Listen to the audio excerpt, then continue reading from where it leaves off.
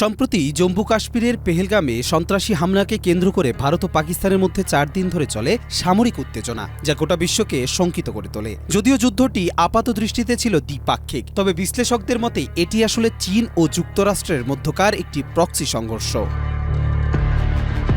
Fox নিউজের এক প্রতিবেদনে বলা হয়েছে, পাকিস্তানে ব্যবহৃত যুদ্ধবিমান ও অস্ত্রশস্ত্রের বেশিরভাগই চীনের তৈরি। এতে বোঝা যাচ্ছে বেইজিং সরাসরি না থাকলেও পরোক্ষভাবে ভারতের বিরুদ্ধে অবস্থান নিয়েছে। অন্যদিকে যুক্তরাষ্ট্রের সঙ্গে ভারতের গভীর সামরিক ও কৌশলগত সম্পর্ক রয়েছে। এই অবস্থান থেকে যুক্তরাষ্ট্রের প্রতিপক্ষ হিসেবে পাকিস্তানের পাশে দাঁড়িয়ে চীন নিজেদের অবস্থান জোরদার করতে চেয়েছে।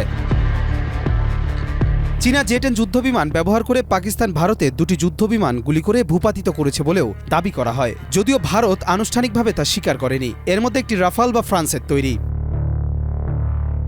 বিশেষজ্ঞদের মতে এই আকাশযুদ্ধ চীনের একটি কৌশলগত সুযোগ হয়ে উঠেছে। তারা এখন মহাকাশ, ভারত মহাসাগর ও সীমান্ত জুড়ে ভারতের প্রতিটি পদক্ষেপ নিবিড়ভাবে পর্যবেক্ষণ করতে সক্ষম। কাশ্মীর ইস্যুতে চীন ও পাকিস্তান ও ভারত যুক্তরাষ্ট্রের জোট গঠন এই অঞ্চলকে ভবিষ্যতে বড় ধরনের সংঘাতের ক্ষেত্র করে তুলতে পারে। বিশ্লেষকরা সতর্ক করছেন, পরিস্থিতি আরও ঘোলাটে হলে বেলুচিস্তান বিচ্ছিন্নতার পথে এগোতে পারে, যা চীনের বেলুচিস্তানে করা বিনিয়োগের জন্য হুমকি হয়ে উঠবে।